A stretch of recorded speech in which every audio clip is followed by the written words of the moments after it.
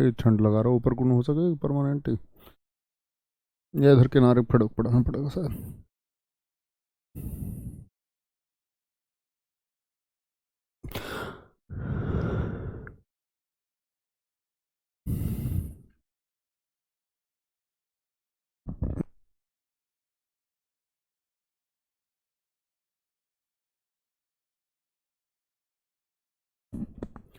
जय हिंद दोस्तों, मैं नवीन शर्मा आपसे स्वागत करता हूं। आशा करता हूं आप सब एकदम अच्छे हैं, एकदम बेहतरीन हैं। एक बार सारे प्यारे दोस्त बताएंगे आप सब कैसे हैं। उम्मीद करूंगा एकदम बेहतरीन होंगे।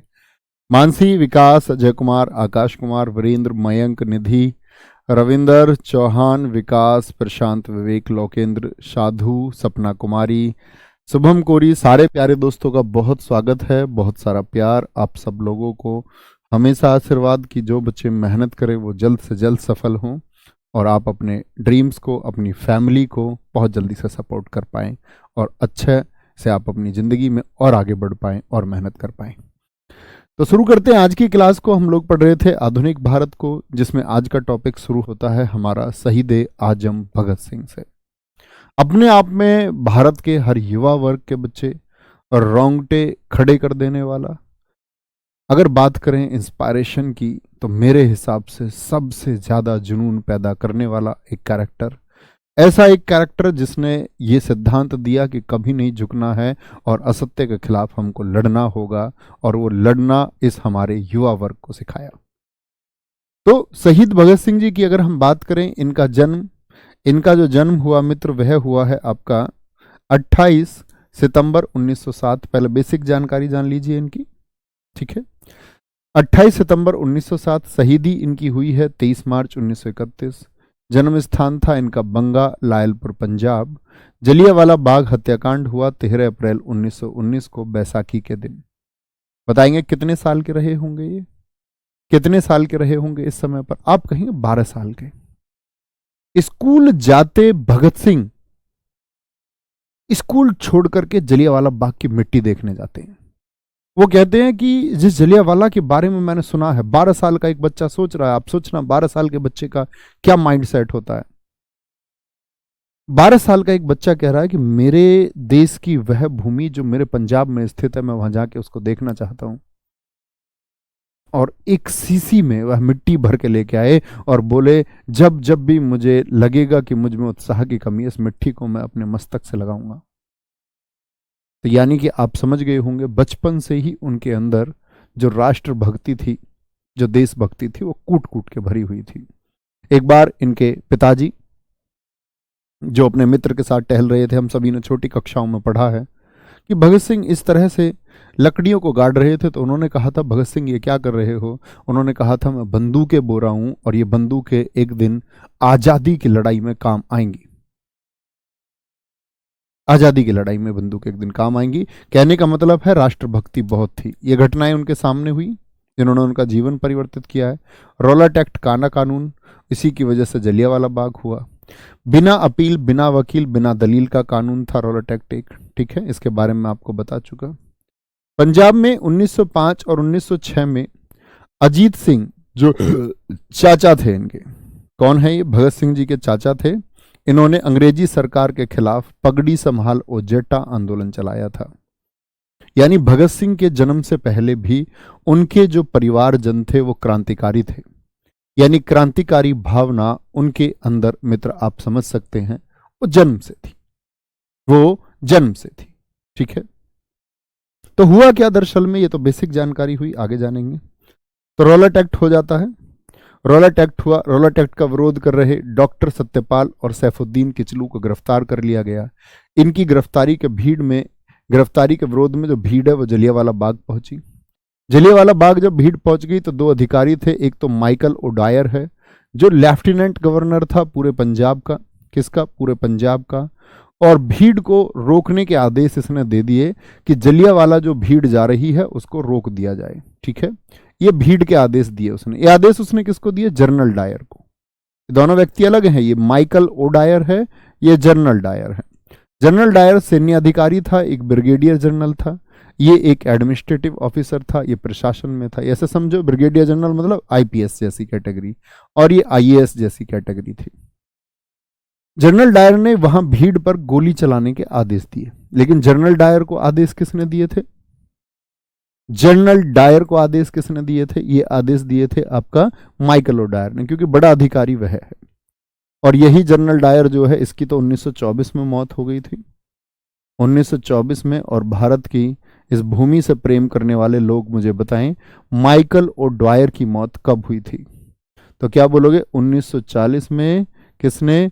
उधम सिंह ने जाके मारा था भैया।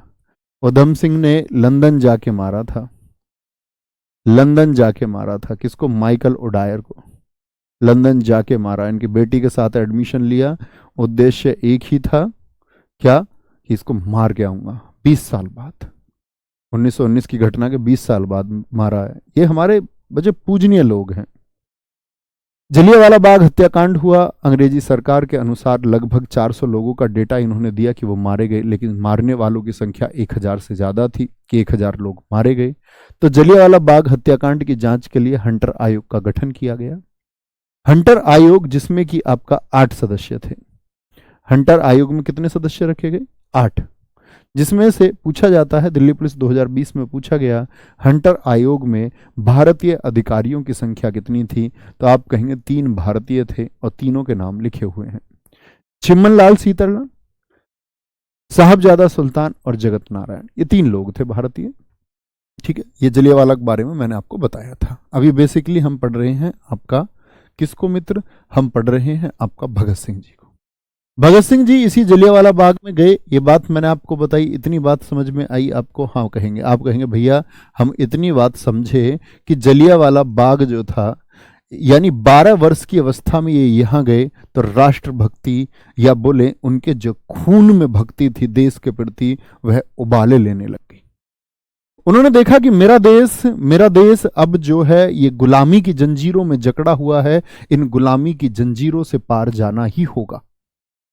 और गुलामी की जंजीरों से पार जाना होगा तो लोगों से इस बारे में चर्चा करने लगे और लोगों को जोड़ने लगे, और एक संगठन बनाया था भगत सिंह ने। 1926 में नौजवान सभा का गठन किया, और कहते हैं कि उस समय इसके सक्रिय और असक्रिय सदस्यों की कुल संख्या 5 लाख थी। मेरा मित्र, आज आप देश के लिए या किसी अन्य गतिविधि के लिए, उस समय जब व्हाट्सएप आदि नहीं था, 5 लाख लोगों को ग्राउंड पर जोड़ना, 5 लाख लोगों से संपर्क बनाना, उनके अंदर राष्ट्रीयता की भावना को भेजना, आप समझ सकते हैं किसी एक व्यक्ति ने जिम्मेदारी ली और एक डेलीगेशन बनाया, एक दल बनाया और लोगों को मैसेज दिया। आप समझ सकते हैं कि कितना बेहतरीन काम उन्होंने किया होगा, और या कितना संघर्ष किया होगा। कितनी अवस्था है अभी भगत सिंह जी की?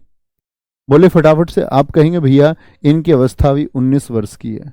19 वर्ष के लड़के हमारे कमेंट सेक्शन में ये पूछ रहे हैं सर हिस्ट्री कब खत्म होगी, सर मैं जीएस कैसे याद करूं। 19 साल के एक लड़के ने एक जोश और जुनून से, एक रणनीति से, एक योजना से एक संगठन का निर्माण कर दिया, और उस संगठन में 5 लाख सदस्य भी जोड़ लिए। क्या बोलेंगे? नौजवान सभा का गठन हुआ। नौजवान सभा ही आपका 1928 में एचएसआरए में विलय हो गया था। मुझे बताए एचएसआरए से पहले एक संगठन बना था, एचआरए कब बना था? एचआरए, एचआरए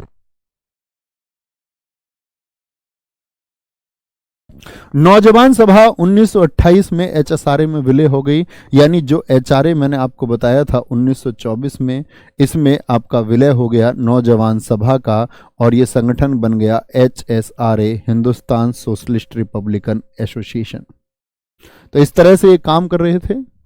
ठीक है, पिता को अपने को पत्र लिखा इन्होंने, किनको? किशन सिंह जी को। क्या पत्र लिखा? और उसके बाद पत्र लिख करके बंगाल चले गए। बंगाल जब ये गए तो प्रताप पत्रिका में इन्होंने काम किया, प्रताप पत्रिका में काम किया। अब ये समझने की बात है ये क्या बातें हुई हैं जी। दरअसल में इनके जो पिता थे वो चाहते थे कि इनकी शादी हो। पिता का नाम किशन सिंह है। किशन सिंह जी चाहते थे कि भगत सिंह जी की शादी हो, लेकिन आज के लोगों को आप देखो वो किन चीजों में फंसे हुए हैं। आज शायद लोगों की प्राथमिकता शादी है, उनको शादी पहले करनी होती है। लोग 22, 24, 20 के हुए नहीं, उनको अपनी शादी की जल्दी रहती है। भगत सिंह जी को उनके लिए रिश्ता आया पड़ोस के गांव से, तो भगत सिंह जी ने एक बार तो बहाना बना लिया कि लड़की पढ़ी लिखी नहीं है, मैं पढ़ी लिखी लड़की से शादी करूंगा। और उनको ऐसी कोई तमन्ना थी नहीं, बस वो शादी को अपनी को टालना चाह रहे थे। फिर उनके परिवारजनों ने कोशिश की कि भाई एक पढ़ी लिखी लड़की ढूंढते हैं, सुंदर लड़की ढूंढते हैं। एक सुंदर और पढ़ी लिखी लड़की को भी ढूंढा गया। तो इस बार तो बहाना ना रहा कि मना कर पाए, तो अपने पिताजी को पत्र लिख दिया और कहा आजादी ही मेरी दुल्हन है। मेरी दुल्हन नहीं है, आजादी मेरी दुल्हन है। इस देश की, इस भारत माता की आजादी मेरी दुल्हन है। कितना स्पिरिट रहा होगा दोस्त कि अपनी चीजों को त्याग करके, अपनी इच्छाओं का त्याग करके वो सिर्फ भारत माता की सेवा में लगे हुए थे। ठीक है, बंगाल गए, प्रताप पत्रिका में जाकर के इन्होंने काम किया। जब काम से इन्होंने देखा, यहाँ आपका कहाँ पर ये प्रताप पत्रिका छपती थी, बंगाल में। बंगाल में योगेश चंद्र चटर्जी जैसे लोगों से ये मिले आपका, ठीक है, बटुकेश्वर दत्त जैसे लोगों से यही इनकी मुलाकात हुई। इनकी माता का नाम विद्यावती कौर है। विद्यावती कौर किनकी? भगत सिंह जी की माता का नाम है। माता और पिता का नाम याद रखेंगे। और ये माता, इनको हम पंजाब की माता बोलते हैं। अगर मैं कहूं ये राष्ट्र माता भी इनको कहे हम, तो थोड़े शब्द होंगे। ऐसे पुत्र को पैदा किया जिसको राष्ट्रीय पुत्र हम कह सकते हैं, भगत सिंह जी को पैदा इन्होंने किया। दुर्गा भाभी, ये भगवती चरण बोहरा की पत्नी है। भगवती चरण बोहरा से बाद में मिलते हैं। भगवती चरण बोहरा ही वो व्यक्ति हैं जिन्होंने देश के क्रांतिकारियों को बम बनाना सिखाया। इन्होंने कहा ये अंग्रेजी शासन इस तरह से हमारी बात नहीं सुनेगा, ये बहरा शासन है, ये नरम दल वालों की, हाथ जोड़कर प्रार्थना करने वालों की बात नहीं सुनेगा। इन बहरों को बम की आवाज सुनानी होगी। तो बम की आवाज सुनानी होगी तो फिलॉसफी ऑफ द बम किताब इन्होंने लिखी थी भगवती चरण बोहरा ने, ताकि अपने लोगों तक ये टेक्निक भेज सकें कि बम कैसे बनाया जाता है। इन्हीं की पत्नी है दुर्गा भाभी।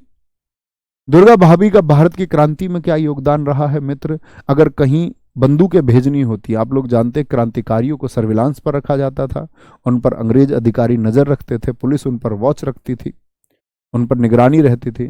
तो ऐसे में काम किया था दुर्गा भाभी ने। देश के विभिन्न कोनों में आपका पिस्टल पहुंचाने का, कार्ट्रेज, गोलियां, बम पहुंचाने का कार्य इन्होंने किया, क्योंकि महिलाओं पर उस समय शक नहीं होता था। तो भारतीय क्रांति में एक बड़ा योगदान है दुर्गा भाभी का। ठीक है। अच्छा, होता क्या है कि ये सारी योजनाएं हो रही हैं।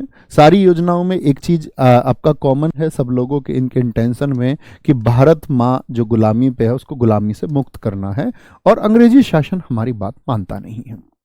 तो पहली बार ये होता है कि 8 अप्रैल 1929 को भगत सिंह और बटुकेश्वर दत्त ने केंद्रीय असेंबली में बम फेंका। क्या क्या?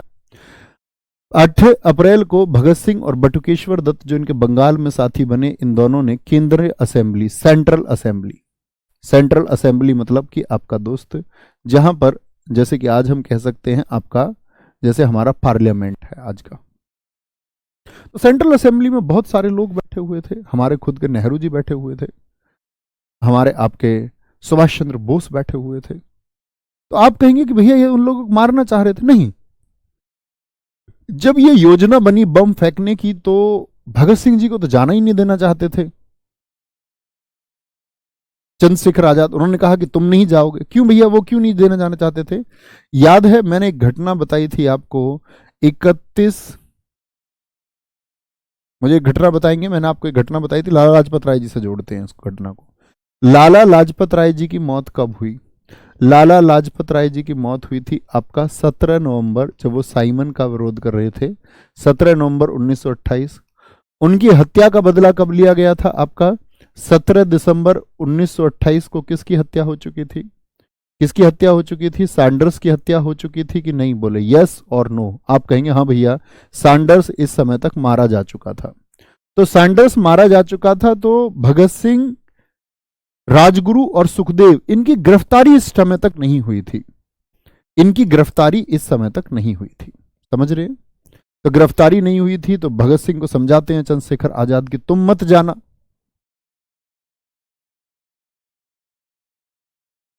तुम मत जाना, कि तुमको वॉच में रखा जाएगा। इन्होंने कहा नहीं जाऊंगा तो मैं ही, भगत सिंह, जुनून देखना तुम। उन्होंने कहा जाना तो मुझे ही होगा पंडित जी, चंद्रशेखर आजाद से कहते हैं।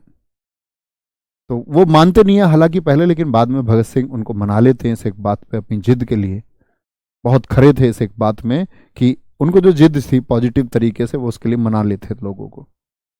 वो आए अपने साथियों के साथ में, तो बम ऐसे नहीं फेंका कि लोगों को उनको नुकसान पहुंचाना है। उन्होंने बम खाली जगह पर फेंका। उन्होंने कहा हम तो सिर्फ प्रदर्शन करना चाहते हैं और इस बहरी सरकार को सुनाना चाहते हैं कि ये खाली जगह पे जो बम फेंका है ना, कल को ये भरी जगह पे भी फेंका जा सकता है, अंग्रेज अधिकारियों पर भी फेंका जा सकता है। तो बम फेंका और अंग्रेजी सरकार की किन चीजों का विरोध किया, नारे लगाए यहां पर उन्होंने।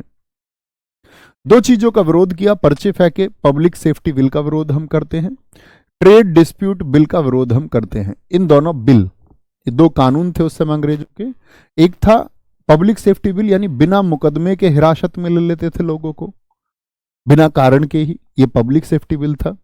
उसके विरोध में ट्रेड डिस्प्यूट बिल, जो मजदूरों का ख्याल नहीं रखा जाता था कंपनियों में, तो मजदूरों की हड़ताल करते थे। ये लोग हड़ताल भी नहीं करने देते अंग्रेज, कहते हड़ताल भी मत करो।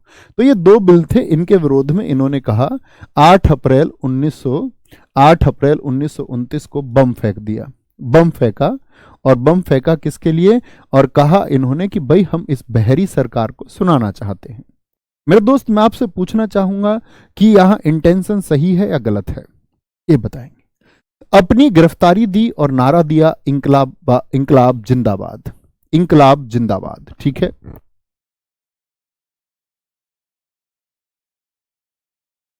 इंकलाब जिंदाबाद याद रख लेना। इसका जो ये आपका नारा है, ये गढ़ा किसने था अगर ये नाम पूछा जाए? गढ़ा है ये आपका मौलाना हसरत मोहानी ने। गढ़ा है ये आपका, यानी कि तैयार किया था मौलाना हसरत मोहानी ने। इसी का प्रयोग किया मौलाना हसरत मोहानी के, हसरत मोहानी के इस ही नारे का प्रयोग किया भगत सिंह ने, ठीक है। क्या बोले? इंकलाब जिंदाबाद, यानी कि क्रांति की जय हो। इंकलाब जिंदाबाद का अर्थ क्या होता है? जो क्रांति हम कर रहे हैं ये जिंदाबाद रहेगी, ये जिंदा रहेगी और ये जीत के रहेगी। और जो ये साम्राज्यवाद है ये मुर्दाबाद है। अंग्रेजी शासन जो चल रहा है साम्राज्य की नीति पर, उसको हम डिनाई करते हैं। पर्चे फेंके, अपनी गिरफ्तारी दी, यहां से भाग सकते थे आसानी से, लेकिन इन्होंने क्या किया? इन्होंने क्या किया कि अपनी गिरफ्तारी दे दी 23 मार्च 1931 को।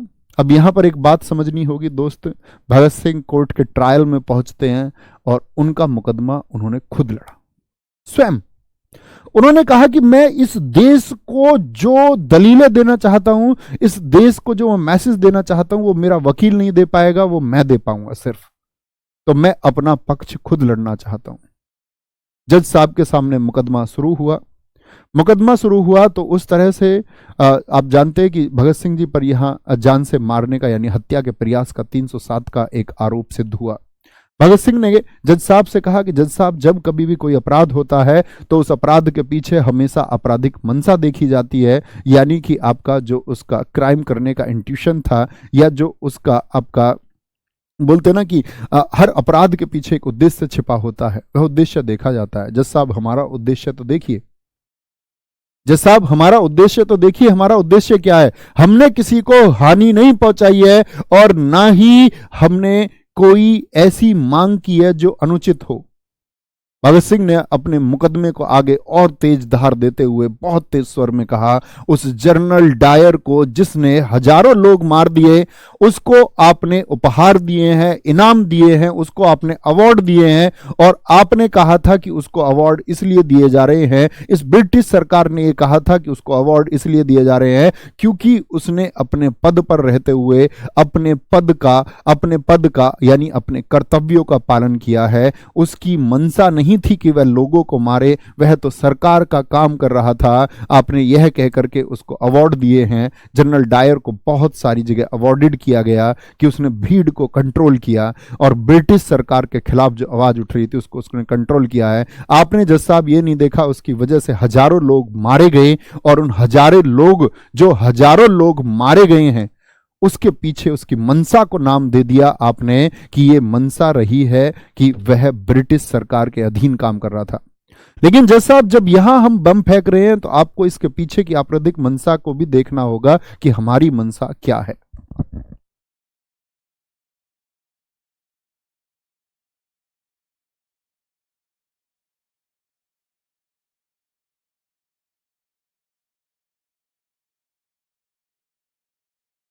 तो उन्होंने बोला कि मनसा मनसा देखी जाती है। क्या बोलेंगे जी? 23 मार्च 1931 को फांसी, 23 मार्च 1931 को क्या हो गया? इनको फांसी हुई है, ये सब जानते हैं, ठीक है। भगत सिंह, राजगुरु और सुखदेव को। लेकिन दरअसल में भैया क्या 307 के मुकदमे में ही फांसी हो गई? लेकिन इस समय तक सैंडर्स के मुकदमे की फाइल भी आ गई। सैंडर्स की हत्या का दोषी इनको माना गया, गिरफ्तार हो चुके थे। यही भय भी था चंद्रशेखर आजाद जी को कि वो मुकदमा जरूर, ये अंग्रेज तुमको बाहर नहीं आने देंगे, ये अंग्रेज तुम्हारा मुकदमा दोनों को मर्ज कर देंगे एक साथ, कभी तुमको बाहर नहीं आने देंगे। तो इनको अंदर रख लिया गया। लाहौर सेंट्रल जेल में इनकी फांसी हुई। इनके सरकारी वकील थे आशफ अली, ठीक है, सरकारी वकील आशफ अली थे। भगत सिंह जी का जो समाधि स्थल है वो पंजाब में है। क्या बोलेंगे? पंजाब में। भूख हड़ताल में, पंजाब में ही आपका भूख हड़ताल में, जब ये बोस्टल जेल थी जैसे लाहौर में, भूख हड़ताल में एक मौत हुई है जतिन दास की, जतिन बाग की। भगत सिंह जी के साथ ही ये बंदी थे, भगत सिंह जी के साथ ही ये बंदी थे। अब आते हैं उन बातों पर जी, गांधी जी ने क्यों नहीं बचाया भगत सिंह जी को? क्या बचा सकते थे या नहीं बचा सकते थे? बहुत गौर से सुनना, बहुत ध्यान से सुनना मित्र, और याद रख लेना इस बात को। देखेंगे ध्यान से, अच्छे से। कमेंट सेक्शन बंद करेंगे, और अगर इस देश में जन्मे हुए नागरिक हो तो फील करना, एक भी बच्चे का कमेंट नहीं आना चाहिए। Requesting to you. क्या बोलेंगे जी? 4 अक्टूबर 1930 को ट्रिब्यून पत्र में इन्होंने लिखा है, मैं स्वयं चाहता हूं कि मुझे सजा हो। ये कब लिखा इन्होंने? आप जानते हैं बच्चे, पिता का प्रेम क्या होता है एक बच्चे के प्रति? कितनी उम्र है इनकी? 1930 में आप कहेंगे भैया 23 साल उम्र है कुल, 23 साल उम्र है इनके पिता किशन सिंह। जब उनको पता चलता है भगत सिंह जी को अब फांसी की सजा सुना दी गई है, तो किशन सिंह बेचारे एक पिता के दिल से, एक पिता के दिल से पहुंच जाते हैं गवर्नर को चिट्ठी लिखने, और कहते हैं कि जब लाहौर में वह घटना हुई थी, सैंडर्स को जब मारा गया था, भगत सिंह तो लाहौर में थे ही नहीं, उसके लिए मेरे पास गवाह हैं। तो ये खबर पता चली किसको? भगत सिंह को। भगत सिंह को जैसे ही खबर पता चली कि किशन सिंह, उनके पिता ने गवर्नर को पत्र लिख दिया है, इरविन को पत्र लिख दिया है, तो भगत सिंह ने अपने पिता को मिलने के लिए जेल में बुलवाया। जेल में जब अपने पिता को मिलवाया तो आंखों में आंसू थे पिता किशन सिंह के, और इधर भगत सिंह भी नम आंखों में से थे। जेल की सलाखों पर अपने पिता के हाथों पर हाथ रखते हुए बोले, पिताजी, मैं उन उच्च आदर्शों में पैदा हुआ व्यक्ति, मेरे चाचा किशन सिंह से कह रहे हैं कि मेरे चाचा अजीत सिंह ने पगड़ी संभालो जट्टा आंदोलन इस देश में, इस राज्य में, जब मैं पैदा भी नहीं हुआ तब चला दिया। इनके एक ताऊ, जो बच्चे अंग्रेजों द्वारा जिला बदल कर दे गए, राज्य से बाहर भेज दिया गया, एक इनके ताऊ की हत्या कर दी गई थी अंग्रेजों के द्वारा। इन्होंने कहा, इस अंग्रेजी शासन और इस अत्याचार के खिलाफ जो मेरे वंशज थे, तुम लोगों के द्वारा मेरे खून में एक क्रांति पैदा हुई। आज पिताजी मुझे शर्म आती है कि आप माफीनामा लिख रहे हैं, आप माफी का पत्र लिख रहे हैं, और भगत सिंह के पिता होकर के आप ये माफी का पत्र लिख रहे हैं। आज पिताजी मुझे रोना आता है। इधर पिताजी ने कहा कि भाई आप समझ सकते हैं, वो पुत्र मोह है, वो अपने पुत्र को सिर्फ बचाना चाहते हैं कि आज़ादी की लड़ाई हम फिर लड़ लेंगे। उन्होंने कहा कि पिताजी, कल के अखबार में, ट्रिब्यून अखबार में ये खबर कल छपनी चाहिए कि मैं भगत सिंह खुद चाहता हूं कि मुझे फांसी हो। क्योंकि पिताजी, ये जो क्रांति की आग है ना, ये रुकनी नहीं चाहिए। अगर लोग इस तरह माफीनामा लिख देंगे तो अन्य क्रांतिकारी और उनके परिवार वाले भी फिर माफीनामा लिखेंगे, और अंत में जब पिताजी माफीनामा ही मांगना है तो ये क्रांति क्यों शुरू की थी हमने? फिर इस क्रांति का कोई अर्थ नहीं रह जाता, फिर इस अंग्रेजी शासन के सामने झुकने का कोई अर्थ नहीं रह जाता। पिताजी, हमने इस अंग्रेजी शासन के सामने सिर उठाने की बात की थी, इस अंग्रेजी शासन के सामने हमने सिर झुकाने की बात नहीं की थी। इस अंग्रेजी शासन के सामने हम झुकेंगे नहीं। हमने ये कभी ना सोचा था कि हमको इसके सामने झुक जाना है। और ऐसा नहीं था मित्र, इतना अत्याचार हुआ ना, मैंने बोला ना, बाघ जतिन की मौत हुई। खुद प्रत्यक्षदर्शियों ने, देखने वालों ने कहा है, भगत सिंह उस समय जब बाघ जतिन दास थे तो उन्होंने जेल में जो खाना मिल रहा था कैदियों का, उसके लिए भी हड़ताल कर दी कि जेल में, लाहौर सेंट्रल जेल में खाना ठीक नहीं मिलता है, कैदियों के साथ सही व्यवहार हो, ये हम मांग करते हैं। इतना अत्याचार किया गया ना दोस्त। कहते हैं भगत सिंह के साथी बटुकेश्वर दत्त, जिनको बाद में फांसी नहीं हुई थी बटुकेश्वर दत्त को, उनको आजीवन कारावास हुआ, उन्होंने लिखा है कि भगत सिंह को इन लोगों ने इतने घाव पहुंचाए, इतना मारा, उन घावों पर इन्होंने नमक भी रगड़ा, लेकिन मैंने भगत सिंह को कभी रोते हुए नहीं देखा। मैंने भगत सिंह को कभी रोते हुए, विचलित या परेशान नहीं देखा। जब जब इन अंग्रेजों ने घाव पर नमक रगड़ा, वह आदमी ऐसे हंसा जैसे किसी ने तेल की मालिश कर दी हो। जब जब इन्होंने उस व्यक्ति को बर्फ में दबाया है, वो व्यक्ति ऐसे हंसा जैसे उसने फूलों की वर्षा किसी ने उसके ऊपर कर दी हो। अंग्रेजों ने जेल में सारे प्रयास कर लिए, जो पानी पीने के घड़े रखे हुए थे, उन घड़ों में दूध भरवा दिया इन्होंने, अंग्रेजों ने, कि ये अगर इतने सारे लोग नहीं खाएंगे तो ये भूखे मर जाएंगे, और भूखे मर जाएंगे तो फिर तो देश में एक आक्रोश पैदा हो सकता है, इनको भूखे मत मरने दो, मारो पीटो, इनको कुछ खिलाओ। लेकिन इन्होंने दूध से भरे हुए घड़े भी फोड़ दिए और भूखे रह के मरने को तैयार है कि परिवर्तन जब आएगा जब हम भूखे मर के तैयार होंगे, जब हम भूखे मरेंगे। जब हम भूखे मरेंगे तो चाहे कल कुछ परिवर्तन आएगा तो कल तो कैदी सही रहेंगे। तो इतने जिद्दी, इतने स्वभाव के कोर्ट की कार्रवाइयों पर जब आते तो कहते हैं कि स्ट्रेचर पर भगत सिंह को लाया जाता। चलने की हालत में नहीं थी, लेकिन जैसे ही लोगों को देखते तो मित्र मुस्कुराते। ऐसे अपने भगत सिंह थे। तो अपने पिताजी को लिखा, माँ विद्यावती कौर आती है इनके पास इसी जेल में मिलने, माँ रोती है। और आप लोग समझ सकते हैं मित्र, मां जिसका एक बेटा, जिस बेटे ने अपनी सारी की सारी इच्छाएं इस देश के लिए कुर्बान कर दी, मां तो मां होती है। मां रोती हुई आती है भगत सिंह के पास में। भगत सिंह गमगीन है अपनी मां को देखकर। भगत सिंह कहते, मां तू भी रोती है। भगत सिंह की मां होकर रोती है, भगत सिंह की बेबे होकर रोती है, क्या बोलेंगे लोग। भगत सिंह की मां रो रही है। हाँ, तुझे नहीं रोना है। उसकी मां ने कहा, पागल, मैं इस बात के लिए नहीं रोती कि तुझे फांसी होने जा रही है, मैं इस बात के लिए रोती हूं कि इस माता ने, इस प्रकृति ने मुझको ऐसे 1000 भगत सिंह और क्यों नहीं दिए, क्यों ऐसा कोई और ना हुआ, मेरे और ऐसे पुत्र क्यों ना हुए।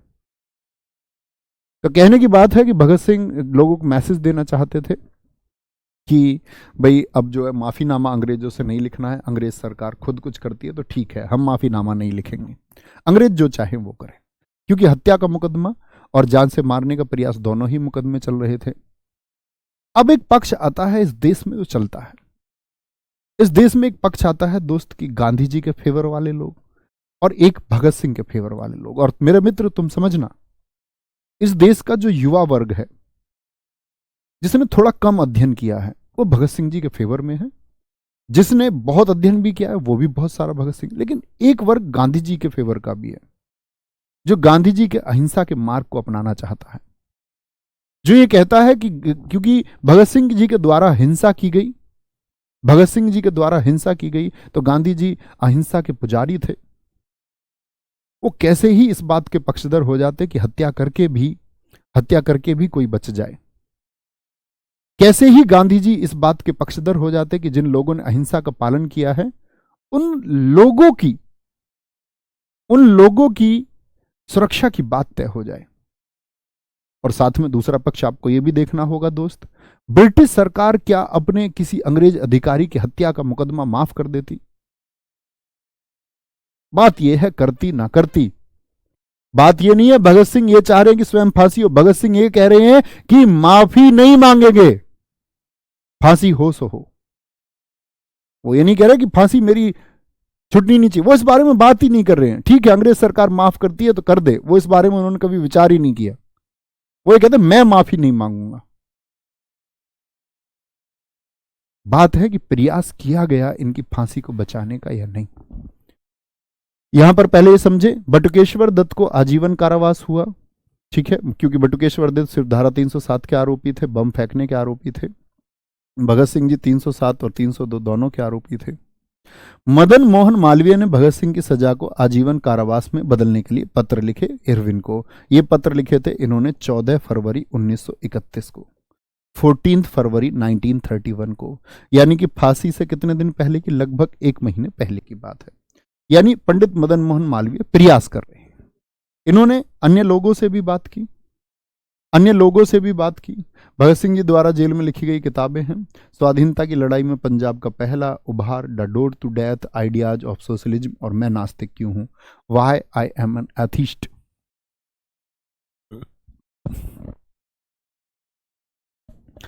अब आती है बात गांधी जी की। गांधी जी ने क्या किया, क्या बोलेंगे। 17 फरवरी 1931 को गांधी और इरविन की मुलाकात हुई, क्योंकि इस समय आप लोग जानते 5 मार्च 1931 को गांधी और इरविन समझौता होना था, और गांधी और इरविन की उस समय रोज मुलाकातें होती थी, हर रोज। गांधी जी बहुत पक्षों पर सही है, मैंने आपसे कहा आप व्यापक अध्ययन करेंगे तो बहुत सही व्यक्ति हैं, लेकिन इस एक जगह पर गांधी जी और इरविन की हर रोज की मुलाकातों में, जब बाद में एक अपनी पत्रिका में, यह बाद में आप देखेंगे जब पूछा गया है इरविन से, आप इस बारे में रिसर्च करेंगे तो आप देखेंगे कि जब पूछा गया है इरविन से इस एक बात के लिए कि क्या कभी गांधी जी ने भगत सिंह जी का पक्ष आपके सामने रखा, उन्होंने कहा है हां, एक बार जाते जाते गांधी जी ने कहा था कि भगत सिंह की फांसी की डेट क्या है। तब इन्होंने कहा था 24 मार्च 1931, क्योंकि फांसी की डेट 24 मार्च ही थी। तो कह रहे थे कि उस समय गांधी जी कांग्रेस का जो कराची अधिवेशन था 1931 का, वो 31 मार्च को होना था। तो गांधी जी उसको लेकर चिंतित थे, कह रहे थे कि कराची अधिवेशन में इस प्रकार कुछ दिक्कतें आ सकती हैं, उनका देखना जो कुछ हो ठीक अपने शांतिपूर्ण तरीके से। इस तरह की बातें की गई। महादेव देसाई गांधी जी के सचिव लिखते हैं कि गांधी जी ने तो बहुत बार प्रयास किया। अगर सच में गांधी जी, हमको एक बात माननी होगी कि एक तो गांधी जी पक्ष में नहीं थे, एक तो गांधी जी चाहते नहीं थे कि इनको फांसी हो, एक तो ये पक्ष, या दूसरा पक्ष ये हो सकता है गांधी जी चाहते थे इनको फांसी हो। 2 चीजें हो सकती है मित्र, इनमें से एक बात होगी। अगर गांधी जी चाहते थे फांसी हो तो फिर तो कोई बात ही नहीं बचती। अगर सच में जो ये लोग कहते हैं गांधी जी चाहते थे और उन्होंने इरविन से बचाने का प्रयास किया, तो क्यों गांधी जी एक अनशन पर नहीं बैठ गए? क्यों गांधी जी ने उस समय एक व्यापक जन सत्याग्रह की बात नहीं की कि भारत की क्रांति को जगाने वाले ये युवा लोग, जिन्होंने इतने बड़े संगठन इस देश में पैदा किए, जिन्होंने संगठित तरीके से कर तो भारत माता के लिए ही रहे हैं, तो मुझे इनके लिए भी एक अनशन करना चाहिए। उस तरह के प्रयास नहीं किए गए। फिर गांधी जी ने अपना अहिंसा का मार्ग अपनाया, और जब गांधी जी अहिंसा का मार्ग अपनाते थे तो मैं आपसे कहता हूं कि उन पक्षधर लोगों से आप प्रश्न करना कि इस देश में जब मोपला नरसंहार 1921 में 50,000 लोगों को जब सरेआम काटा गया, तब गांधी जी का मुख क्यों नहीं खुलता है? अगर गांधी जी अहिंसा के पुजारी थे तो गांधी जी का मुख क्यों नहीं खुलता उस हो रही हिंसा के खिलाफ में? क्यों गांधी जी लोगों से अपील नहीं करते 1921 में कि हिंसा बंद कर दी जाए? इस तरह एनी बेसेंट ने, बाबा साहेब भीमराव अंबेडकर ने अपनी किताब में लिखा कि मोपला में मैंने ऐसा दृश्य देखा, एक महिला की कोख में लगभग 8 महीने का बच्चा रहा होगा, उस महिला की कोख काट दी गई और उस कोख से निकलते हुए बच्चे की गर्दन भी काट दी गई। एनी बेसेंट ने लिखा है, आप लोग रिसर्च करना मोपला नरसंहार के बारे में। तब गांधी जी चुप क्यों रह जाते हैं? देश में अगर इतनी हिंसा हो रही थी, इतना दलितों पर इतना अत्याचार इस देश में हो रहा था, देश के हर वर्ग के साथ में अत्याचार हो रहा था, तो गांधी जी तब क्यों अपील नहीं करते? तब गांधी जी क्यों नहीं कहते कि हो रही हिंसा को बंद किया जाए? क्या उन्होंने सब जगह विरोध किया था? क्या सच में अहिंसा के पुजारी थे? तो फिर लोग हमको कहते हैं, जी तुम अनपढ़ हो, तुम अशिक्षित हो। वो चंद थोपी गई मानसिकता के लोग फिर हमको अनपढ़ बताने लगते हैं, फिर हमको कहने लगते हैं। हम कह रहे हैं गांधी जी के बहुत सारे डिसीजन सही हैं, लेकिन मेरे भाई पर गांधी जी का डिसीजन एकदम सही नहीं है। हमारे इस रक्त पर गांधी जी का डिसीजन एकदम सही नहीं है, बिल्कुल भी सही नहीं है। 5 मार्च 1931 को गांधी इरविन समझौता हो गया। इनके दादा अर्जुन सिंह थे, भगत सिंह जी के। फांसी की तारीख 24 मार्च थी, लेकिन 24 मार्च को भी फांसी नहीं दी गई, क्योंकि इतना जन प्रेम था ना, सबको पता था 24 तारीख को ना भाई लाहौर सेंट्रल जेल की दीवारें भी जनता ले जाएगी। और 23 तारीख को भीड़ आनी शुरू हो गई थी कि कल 24 अगर भगत सिंह को 24 की सुबह तक इतनी भीड़ आ जाएगी कि लाहौर सेंट्रल जेल को लेके जाएंगे, तोड़ देंगे दीवारों को। अंग्रेज इस बात को जानते थे। एक दिन पहले फांसी दे दी गई। एक दिन पहले फांसी दे दी गई। चतर सिंह कोठरी नंबर 14 में भगत सिंह को सूचना दी कि आपको फांसी एक दिन पहले यानी आज 31 मार्च को होगी। मुस्कुरा रहे हैं। कैसे व्यक्ति थे? मेरा रंग दे बसंती चोला, माहे रंग दे बसंती चोला। यहां पर इनको सूचना दी जाती है, एक दिन पहले फांसी दे दी गई। भीड़ पहुंच गई थी। हालांकि अंग्रेज गलत तरीके से इनको जला रहे थे, बाकी वहां जाकर के सतलुज नदी के किनारे चुपचाप वहां पर भीड़ पहुंच गई थी। उन्होंने अंग्रेज अधिकारियों को मार के भगा दिया। फिर रीतिपूर्ण तरीके से उनका अंतिम संस्कार किया गया। शिवराम, इन्हीं को इनके साथ फांसी हुई। राजगुरु, इनका जन्म भी 24 अगस्त 1908 को हुआ। इनकी भी उम्र देखो, क्या बोल रहे हो भाई, ये भगत सिंह से भी छोटे हैं। हुसैनपुर में इनका भी दाह संस्कार हुआ गया, क्योंकि अंग्रेज इनको भी गलत तरीके से आनंद फानंद में जलाए। शहीदी इनकी भी 23 मार्च है। इनके पिता हरि नारायण और माता, गर्व है ऐसे माता पिता या ऐसे बच्चों पर जो अपने माता पिता को आज जीवंत कर गए। मैं एक बहुत बड़े अध्यापक का वीडियो देख रहा था इस देश में। उस बहुत बड़े अध्यापक ने कहा कि महात्मा गांधी ने भगत सिंह को नहीं लटकवाया। मैं कहता हूं यार, तुम्हें शर्म आनी चाहिए। तुम इतने महान आदर्श को लटकाने की बात, लटकाने जैसे शब्द का इस्तेमाल आप कर रहे हैं। और देश उनको प्यार देता, अथाह प्यार, पॉपुलर है वो इंडिया में, भारत में।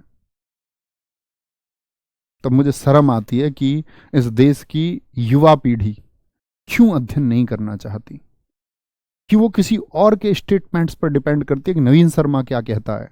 मेरी बात को सच मानो ही मत, अपना अध्ययन करो स्वयं का। मैं मूर्ख हो सकता हूं मित्र, लेकिन आपका अध्ययन मूर्ख नहीं हो सकता। माता पार्वतीबाई HSRA में सक्रिय सदस्य थे। इनका छद्म नाम था रघुनाथ। भारत के किस क्रांतिकारी का छद्म नाम रघुनाथ था? सुखदेव जी तीसरे। इनका जन्म हुआ जब आपका 1907 में। ये भी उम्र की किनकी? भगत सिंह जी की उम्र के थे। यार जवान लड़के हैं, जवान लड़के 24 साल के, आपकी उम्र के हैं भाई। आप रो रहे हो, क्या होगा मेरा, मेरी जिंदगी में मेरा क्या होगा। ये कह रहे हैं कि मेरी जिंदगी मेरे देश के नाम है। कोई कुछ करो तो सही, मेरी जिंदगी का क्या करता है, देश के नाम तो हो। शहीदी 23 मार्च 1931 इन्हीं की भी है। इनके पिता रामलाल हैं, माता रली देवी हैं। लाहौर नेशनल कॉलेज में भगत सिंह जी के सहपाठी थे, साथ पढ़ते थे दोनों लोग।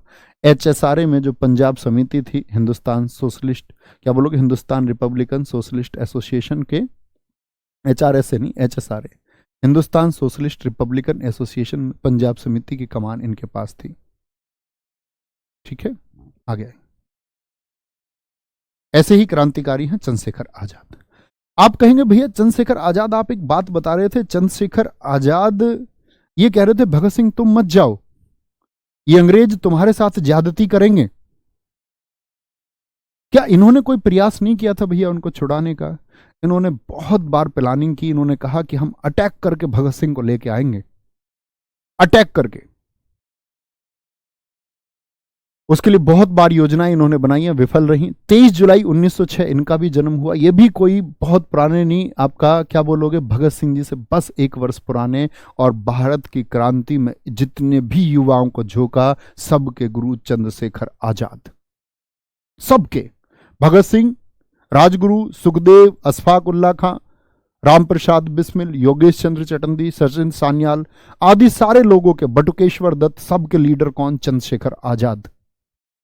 एकदम बौद्धिक व्यक्ति, जिसको जो कमांड दे दे, इनके सारे साथियों ने वो कमांड की पूरी की। साथ मिलके शहीदी 27 फरवरी 1931, कुल उम्र आपका 25 वर्ष। आप सोचो, 25 वर्ष का युवा अपने माता पिता का सहयोग नहीं कर पा रहा है, और ये भारत माता का सहयोग कर रहे हैं।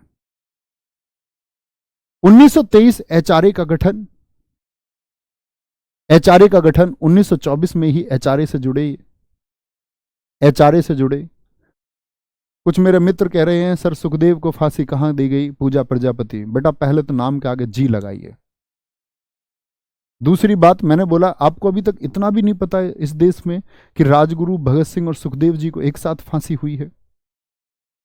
पर बेटा आप गलत देश में आए हो, आपको अमेरिका में होना चाहिए था। आप भी उन मास्टरों के ही पढ़ाए गए बच्चे होंगे। मैंने बताया उनको लाहौर सेंट्रल में हुई, आपको इतना तक नहीं पता इन तीनों को एक साथ फांसी हुई। एचएसआरए 1928 के कमांडर इन चीफ बने। एचएसआरए इन्हीं का चीफ है। आप लोगों को याद होगा कि एचएसआरए का गठन कहां पर हुआ था, बताएंगे जरा? एचएसआरए कहां पर बना था 1928 में? फिरोजा शाह कोटला। फिरोजा शाह कोटला लगातार बातें ये लोगों से कर रहे थे कि तुम भगत सिंह को बचाओ। 20 फरवरी 1931 ये नेहरू जी से इसी बात के लिए मिले कि तुम यार भगत सिंह, बटुकेश्वर दत्त, वो राजगुरु सुखदेव, वो हमारे देश के लिए कर रहे हैं भाई, उनको बचाते क्यों नहीं हो? नेहरू से मिलते तुम इधर उधर ये फलानी ढिकनी सारी मांग कर रहे हो। हमारी क्रांति भाई डूब जाएगी। हमारी क्रांति में इन लोगों को फांसी हो गई तो युवा वर्ग आगे नहीं बढ़ेगा। इनको बचाने का प्रयास क्यों नहीं कर रहे हो? 27 फरवरी 1931 को यहां ये मिले। सूचना नेहरू जी के पास थी। यहां पर ये अपने मित्र सुखदेव राज से मिलने आए। इन्होंने कहा भाई ये नेता वेता कुछ नहीं करेंगे इस देश में, हमको ही।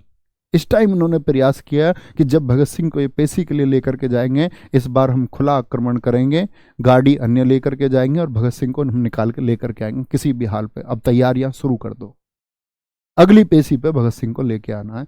वो फाइनल तैयारी के लिए ही यहाँ 27 फरवरी को सुखदेव राज से मिलने आए। एक हिंदुस्तानी व्यक्ति वीरभद्र तिवारी ने, ये भी तिवारी ही थे, चंद्रशेखर आजाद भी, वीरभद्र तिवारी ने मुखबिरी कर दी, यानी इनकी सूचना दे दी। और अल्फ्रेड पार्क जो प्रयागराज में है, जिसका नाम अब आजाद पार्क हो चुका है, अब इसका नाम चंद्रशेखर आजाद जी के सम्मान में इसका नाम अब आजाद पार्क हो चुका है। आजाद पार्क, आजाद पार्क हो चुका है, आजाद पार्क हो चुका है। कोई दिक्कत, कोई परेशानी? आगे कोई भी दिक्कत? इतनी बात समझ गए? मुखबिरी हो गई इनकी। बेटा आपको सोचना होगा, अध्ययन करना होगा। जब तक आप अध्ययन नहीं करोगे तब तक आप अंधे बने रहेंगे। प्लीज कीजिए। आगे आएंगे। सुभाष चंद्र बोस, जन्म है इनका 23 जनवरी 1897, कटक उड़ीसा में। क्या बोलोगे? कटक उड़ीसा में। सुभाष चंद्र बोस जी इस देश की राजनीति को जिस व्यक्ति को लीड करना चाहिए था, गांधी जी ने नेहरू को प्रधानमंत्री क्यों बनाया? Do you know? क्या नेहरू से ज्यादा कैपेबल आदमी उस समय नहीं था कोई?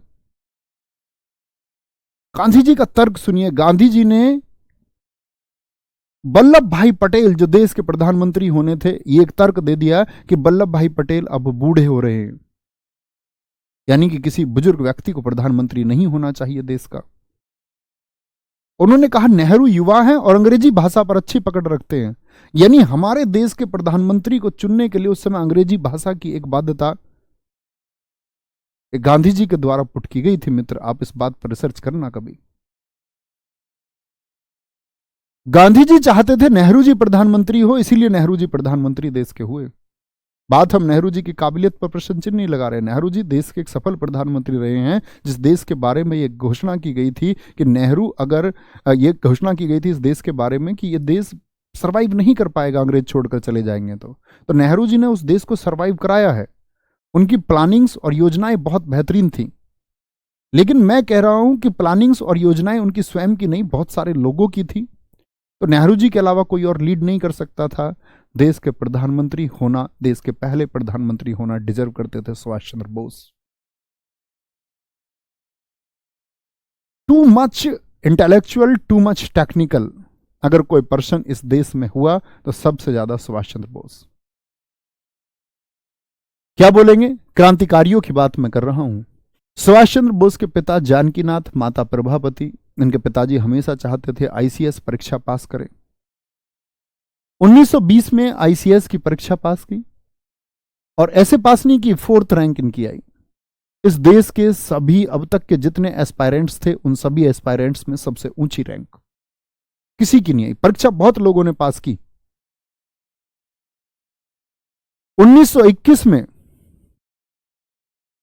1921 में इन्होंने नौकरी छोड़ दी। इन्होंने कहा ये नौकरी किसी काम की नहीं है, मैं भारत की भूमि के लिए काम करूंगा, अब मैं भारत के लिए काम करूंगा। छोड़ छाड़ के इंडिया आ गए।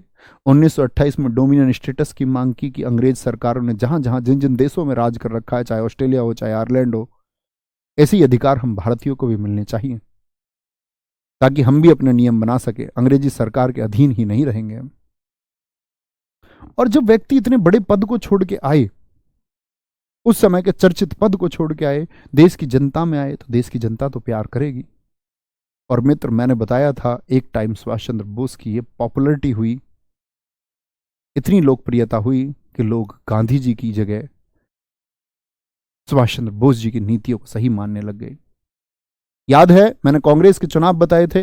1938 में ये हरिपुरा में अध्यक्ष चुने गए कांग्रेस के, लेकिन बाद में इन्हीं की कट्टर योजनाओं की वजह से, कट्टर मतलब एकदम शार्प डिसीजंस की वजह से गांधी जी को कुछ खतरा लगा। गांधी जी ने ही सुभाष चंद्र बोस जी का विरोध कर दिया।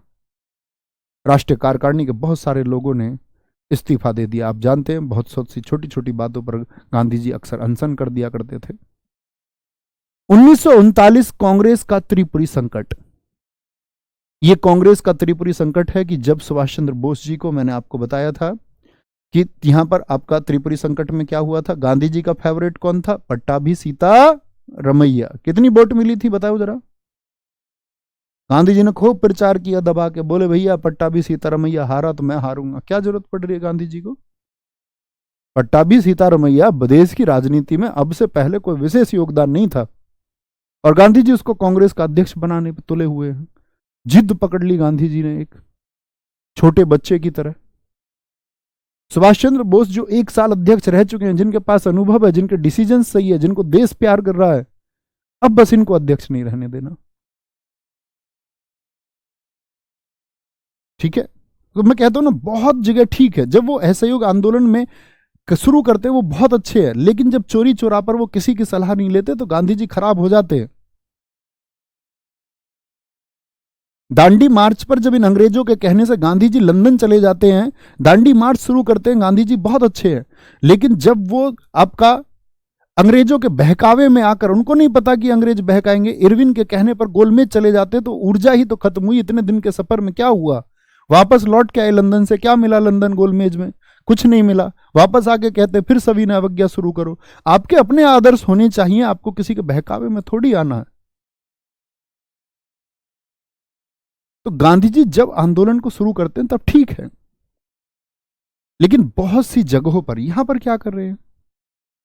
अब बहुत सारे लोग आपको बहकाने का प्रयास करेंगे कि सुभाष चंद्र बोस जी क्या देश को डुबाना चाहते थे जो गांधी जी इनके खिलाफ हैं?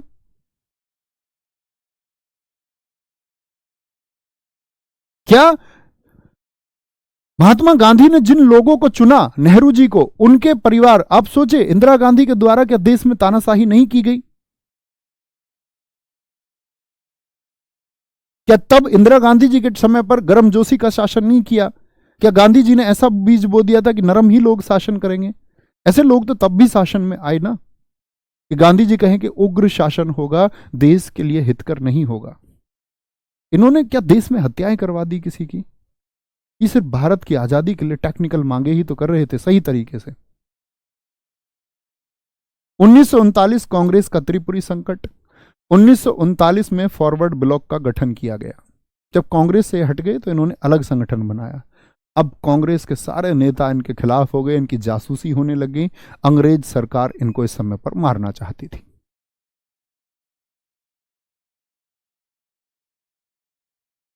मारना चाहती थी, ठीक है। 1941 में जर्मनी में फ्री इंडिया सेंटर इन्होंने चलाया, फ्री इंडिया सेंटर चलाया है। 1941 में इंडिया लीग की स्थापना इन्होंने की। ये सारे सेंटर्स भारत की आजादी के लिए सेंटर बना रहे हैं। जर्मनी से मिल रहे हैं, जापान से मिल रहे हैं, क्योंकि सेकेंड वर्ल्ड वॉर इस टाइम चल रहा था, 1939 से 45। सेकेंड वर्ल्ड वॉर के दौरान जापान के लोगों से जाकर मिलते हैं कि भारत की आजादी के लिए अब सेकेंड वर्ल्ड वॉर जो चल रहा है, क्योंकि इनका उद्देश्य था सेकेंड वर्ल्ड वॉर में बस कैसे ही ब्रिटेन कमजोर हो। ब्रिटेन कमजोर होगा तो भारत पर आधिपत्य बना नहीं रख पाएगा, फिर भारत को आजाद करना होगा। मुख्य टारगेट ये था। और भारत की आजादी में सबसे बड़ा योगदान उन 6.5 लाख शहीदों में, अगर मैं कहूं 6.5 लाख शहीदों में एक बहुत बड़ा योगदान है तो सुभाष चंद्र बोस जी का भी है। और देश की आजादी के पीछे उन 6.5 लाख लोगों की जान गई है बच्चे। इस देश में 6.5 लाख शहीद हुए हैं। एक एक का कण मौजूद है हमारी आजादी में। कौन कहता है कि अगर ये लोग नहीं होते तब भी हम आजाद होते? मित्र, आप पता नहीं कितने और वर्षों तक गुलामी करते। किसी ने रिटर्न में दे दिया आपको क्या कि हम आजाद हो जाते, ये नहीं होते? कौन कहता है कि तुम आजाद हो जाते? इन लोगों ने पॉलिसी बनाई है, दबाव बनाया है। अंग्रेजों ने तो तुम्हारे देश को हमेशा बांटा, हिंदू में, मुसलमान में, भौगोलिक रूप से, राजनीतिक रूप से, हर तरीके से अंग्रेजों ने बांटा। ये हमारे क्रांतिकारी थे मित्र, जिन्होंने जोड़ा है। First world war 1941, Indian league की स्थापना की। और फिर तुम पूछना उनसे जाके, उन पक्षधर लोगों से जो भारत के विभाजन की बात करते हैं। भारत के विभाजन में जब गांधी जी पाकिस्तान के पक्ष में रहे कि पाकिस्तान की ये मांगे माननी चाहिए, तब आपको ये पूछना होगा उन लोगों से कि सच में जिस पाकिस्तान को जन्म दिया गया था, आज उसका कोई लाभ हुआ इस देश को? क्या आज कोई लाभ होता है जिस चीज के तुम पक्षधर थे? बहुत सारे लोग कहते भैया सही हुआ, इतने मुसलमान देश से अलग चले गए, नहीं तो हमारे देश में रहते। आपके देश में क्या अभी मुस्लिम नहीं है? अभी भी तो है। देश की सरकारों को यह देखना होगा कि देश किस प्रकार सही तरीके से चलेगा। बात धर्म की मित्र है ही नहीं, बात हिंदू मुस्लिम सिख ईसाई की है ही नहीं।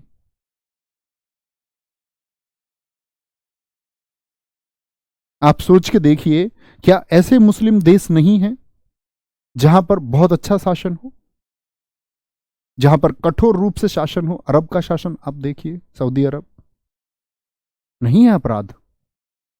ये तो सरकारों पर निर्भर करता है वो किस प्रकार से नियंत्रण करती हैं। बात धर्म की कभी है ही नहीं, वह चीज आपके दिमाग में मित्र बोई गई है। बात अपराध की है, बात क्राइम की है, वह किस प्रकार रुके। बात यह नहीं है कि हिंदू का क्राइम किस प्रकार रुके या मुसलमान का क्राइम किस प्रकार रुके। बात यह है कि अपराध पर लगाम कैसे लगे। बात यह नहीं होनी चाहिए कि हिंदू मुसलमानों पर क्राइम कैसे ना कर पाए या मुसलमान हिंदुओं पर क्राइम कैसे ना कर पाए, यह विषय ही नहीं है। बात है कि देश शांति प्रिय कैसे चले। और फिर अगर देश के टुकड़े कर भी दिए, मान लिया चलो उन लोगों के पक्ष में हमने सोच लिया कि मुसलमानों को इस देश से भेज देना चाहिए जो इस बात के पक्षधर थे, क्या बाहर भेजने के बाद में सॉल्यूशन हो गया? आज की स्थिति में मित्र आप सोचो, क्या सच में जो हिस्सा किया गया क्या सॉल्यूशन हुआ? आप कहें नहीं भैया कुछ भी नहीं, वही स्थिति है, सेम स्थिति, तो फिर क्या ही लाभ हुआ? जो विभाजन के समय 5 लाख हत्याएं हुई हैं, उनका दोषी कौन है? सीमा पर और देश के विभिन्न विभिन्न हिस्सों में उस समय की लगभग 11 लाख हत्याओं का दोषी कौन है? कुल मिलाकर के इन 16 लाख लोगों की हत्या का दोषी कौन है? तो ये हम चाहते थे कि विभाजन इसलिए हो कि वर्ष द वर्ष हत्याएं होती रहे।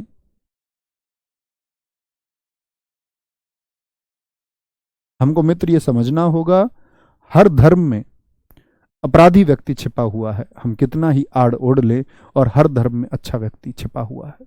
ये हमको आज नहीं तो कल मानना ही होगा। शायद अभी हमारी अवस्था कम हो, लेकिन हम एक बात एक दिन स्वीकार करनी होगी हमको, क्योंकि आप लोगों को ये बात माननी होगी मित्र, मंदिर और मस्जिद सिर्फ वोटों की एक राजनीति है, सिर्फ वोटों की एक राजनीति। जितना जल्दी आप उसको समझ जाएंगे उतना बेहतर है। ईश्वर जिसने इस संसार को रचा है, आप क्या उसे इतना तुच्छ समझते हैं कि वो आपकी चुनिंदा जहां आप चाहेंगे वो वहां पर आकर के निवास करेगा?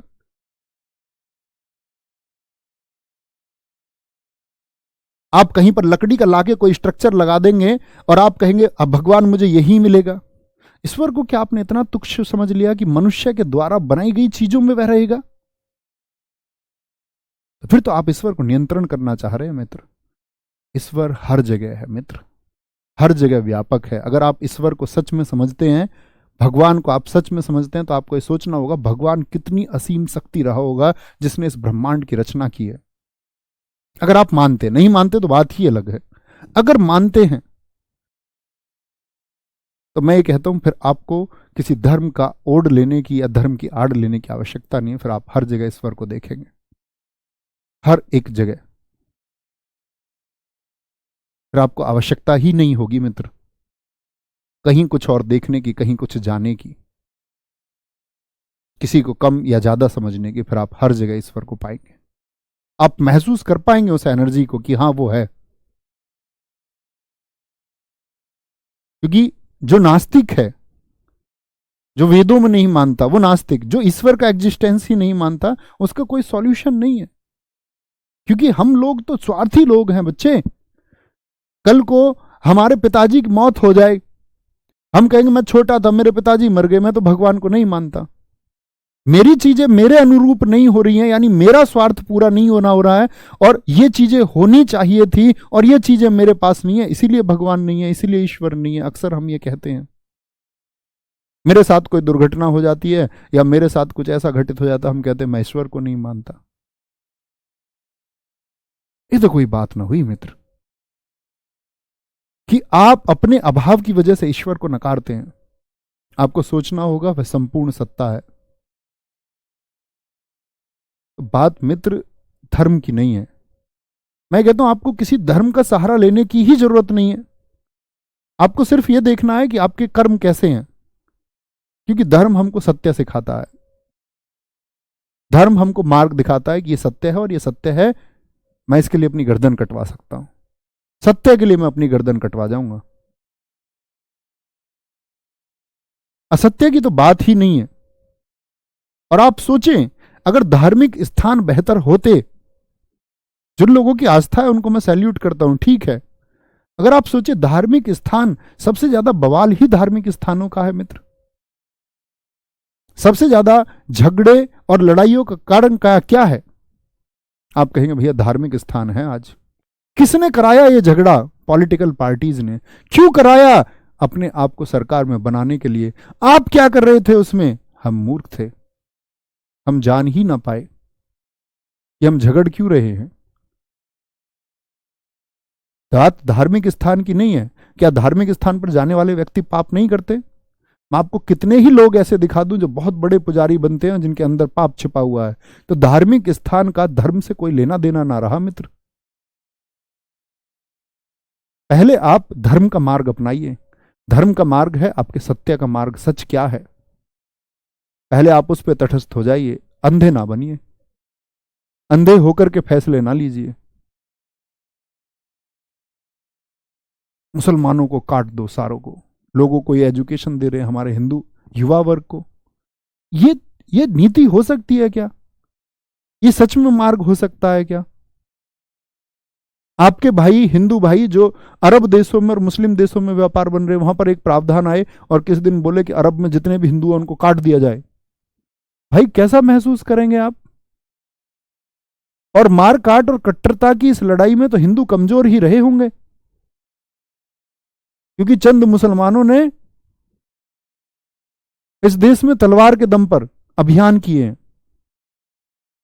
क्या कट्टरता एक मार्ग हो सकता है? आपको विचारना होगा। आप कहेंगे भैया नहीं, कट्टरता मार्ग है ही नहीं, बात है धर्म की। हम सबको सत्य का मार्ग अपनाना ही होगा, आज नहीं तो कल अपनाना होगा। शायद जिसका अपना खोए वो जाने, तब वह अपनाए। तो कहने का मतलब है दोस्त, आप एनालिसिस अपने दम पर करो, स्वयं के। ये नहीं कि किसी नेता ने आकर भाषण दे दिया आपको और आप उस नेता का पक्ष रखने लग गए। आपको वास्तविक चीजें समझनी होंगी, क्या सच में ये जरूरत है देश की? वो विचार आपको करना होगा। तो क्या बोलेंगे, ये सोच रहे हैं उस समय देश के बारे में। जापान हिंदुतोजो से मिले, जापान ने कब्जा किया सिंगापुर पर, क्योंकि जापान जर्मनी ये एक साथ है। नेताजी हिटलर ने कहा है सुभाष चंद्र बोस को, वो हिटलर जो इस दुनिया में किसी को नहीं समझता कुछ भी, क्योंकि हिटलर का अपना एक राइज है। आप हिटलर के बारे में पढ़ोगे, वो फर्स्ट वर्ल्ड वॉर में एक सैनिक है और उसने अपने दम पर कहा कि मैं जर्मनी को द्वितीय विश्व युद्ध के कैपेबल बनाऊंगा। वो सैनिक जो 20 साल में उस सेना का चांसलर बन गया, 20 भी छोड़िए, 1933 में चांसलर बन गया था, यानी 15 वर्षों में एक सैनिक से पूरे देश का प्रमुख, मात्र 15 वर्ष में। इतने तेजस्वी और इतने ओजस्वी भाषण होते थे, इतनी सटीकता होती थी हिटलर के भाषणों में। वो हिटलर जो दुनिया में सबको अपने सामने तुच्छ समझता, उसने नेताजी को नेताजी कहा है। ये नेताजी की आप लोगों को समझना होगा कि उनकी पर्सनैलिटी, उनका व्यक्तित्व क्या रहा होगा। वो व्यक्ति जो दुनिया को कुछ ना समझे और नेताजी को सैल्यूट करता है, कहता है कि मैं दुनिया भर के बहुत प्रमुख लोगों से मिला, लेकिन नेताजी जैसा विशेष व्यक्ति नहीं मिला। सेकेंड वर्ल्ड वॉर की बहुत सारी प्लानिंग्स नेताजी ने, बहुत सारे आइडियाज नेताजी ने हिटलर को दिए हैं।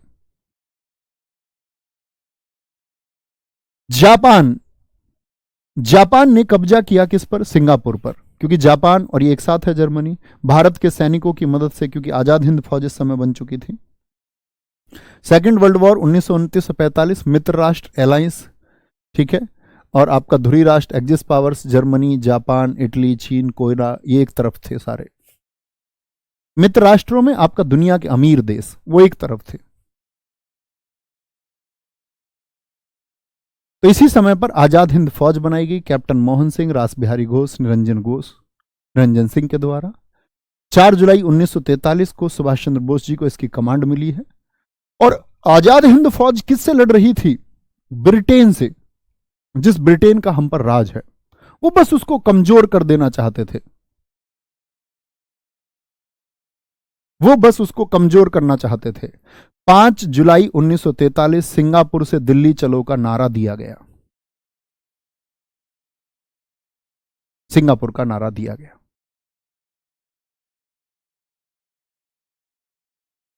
अंकित बयानपुरिया के बारे में कुछ शब्द बोल दो भैया। अरे गजब आदमी है यार, मेरे मित्र हैं मंजीत भाटी। मैंने इंस्टाग्राम पर अंकित बयानपुरिया को फॉलो किया, 202 के फॉलोअर्स थे उनके। 75 हार्ड के बारे में वो जानकारी दे रहे थे, मैं उस टाइम एक्सरसाइज कर रहा था।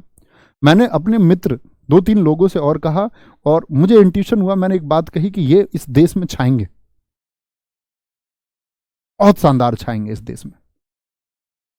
देखते ही देखते उनकी प्रसिद्धि पूरे देश में फैली।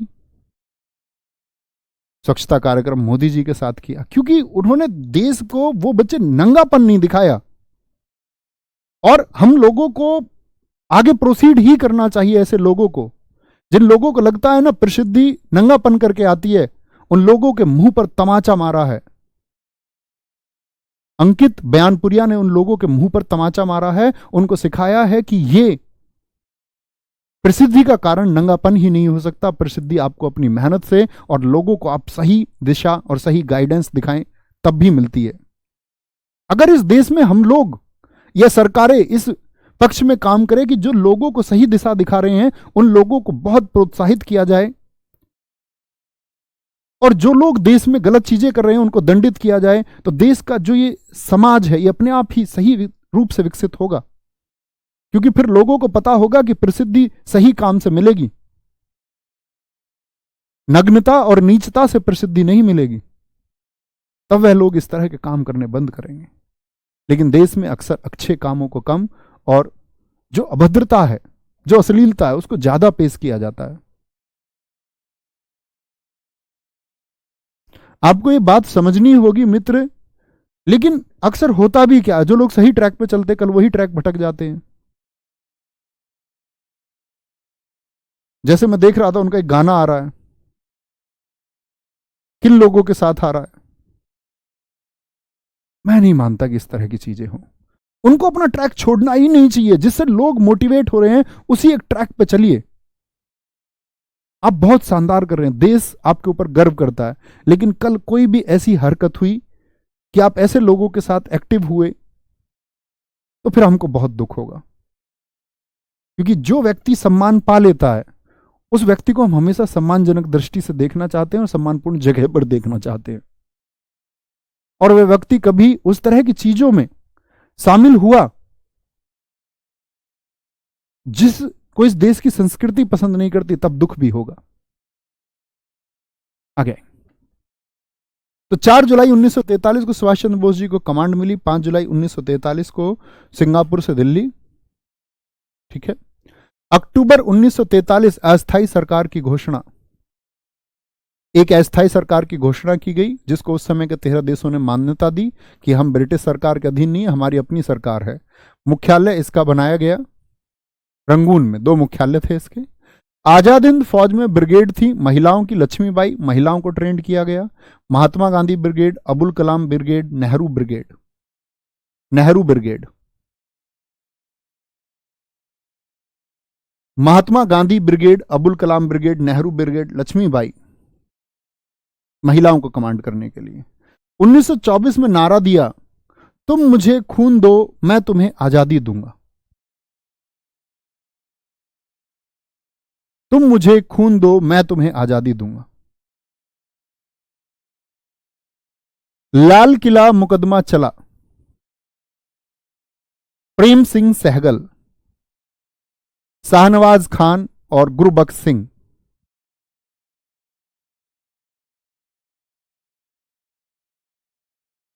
क्या कहेंगे? लाल किला मुकदमा किस पर चला है? क्योंकि बच्चे ऐसा हुआ कि आजाद हिंद फौज में हार किसकी हुई? जर्मनी की हार हुई। आजाद हिंद फौज किसकी तरफ से थी? जर्मनी जापान की तरफ से थी। तो ये लोग जब हार गए, आजाद हिंद फौज के लोग, तो इन लोगों को बंदी बना लिया गया ब्रिटिश सरकार द्वारा, बहुत सारे लोगों को ब्रिटिश सरकार द्वारा। और इन्हीं लोगों पर चला लाल किले में मुकदमा ब्रिटिश सरकार द्वारा। लेकिन हर लोग भारतीय जानते थे कि आजाद हिंद फौज जो ये काम कर रही है, ये किसके लिए काम कर रही थी? फ्री इंडिया के लिए, यानी मुक्त भारत के लिए लोग काम कर रहे थे। तो इंडिया की फीलिंग्स, इंडिया वालों की फीलिंग्स रहेगी आजाद हिंद फौज के साथ में या नहीं? बिल्कुल रहेगी। ब्रिगेड किसको बोलते हुए? ब्रिगेड बोलते वाहिनी को, सेना को। सुभाष चंद्र बोस जी की मृत्यु हुई ताइकू हवाई अड्डे। ताइकू हवाई अड्डा कहां है? जापान। जापान। कोई दिक्कत, कोई परेशानी? नहीं नहीं सॉरी, 1944 होगा, 24 नहीं होगा, एकदम ठीक है, 44। 1943 में तो बना है, तो इससे थोड़ा लॉजिक लगाना होगा। हाँ 1944 है। मनीत एकदम ठीक लिख रहे हैं आप। भैया पैसा चीज ही ऐसी है, अच्छे अच्छों को बदल देता है। नहीं, कुछ नहीं बदलता। गलत बात है, बेकार की बात है। अक्सर लोगों ने कहा है कि धन बेकार है,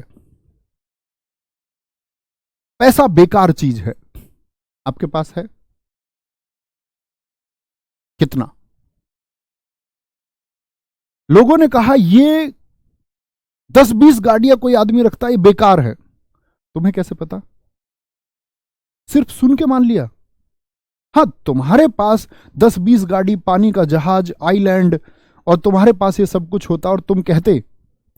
महात्मा बुद्ध जब कहते हैं कि ये सब मोहमाया है, तो लोग एक्सेप्ट क्यों करते हैं?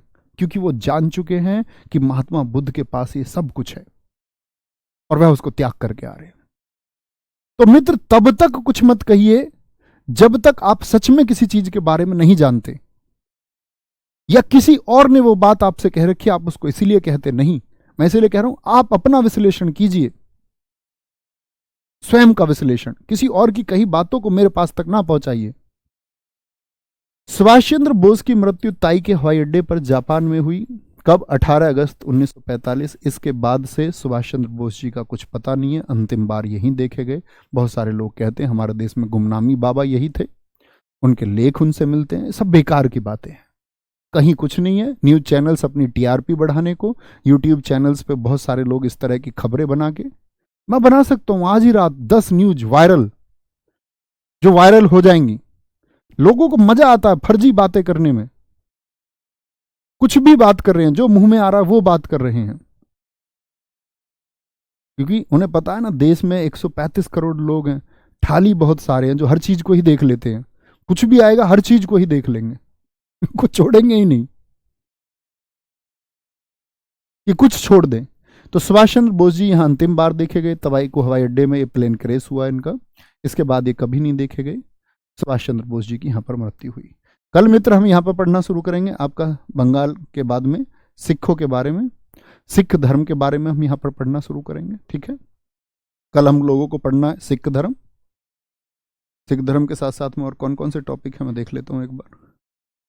सिख धर्म हम लोग पढ़ेंगे, 10 गुरुओं के बारे में पढ़ेंगे, राजा रणजीत सिंह के बारे में पढ़ेंगे। हाँ, विजयनगर साम्राज्य हमारा बचा हुआ था अभी, है ना, और दक्षिण के राजवंश तमिल साहित्य बचा हुआ है, और कन्नौज के लिए त्रिपक्षीय संघर्ष। यानी कल और परसों में, परसों तक हमारा इतिहास खत्म हो जाएगा। ठीक है मित्र, चलो ओके, मिलते हैं कल की कक्षा में। उम्मीद करूंगा क्लास आपको अच्छी लगी होगी। अपने शब्द मेरे पास तक भेजना, कक्षा आपको कैसी लगी। मिलते हैं, ठीक है, thank you, bye bye, take care, जय हिंद, जय भारत, जय मां सरस्वती, थैंक यू।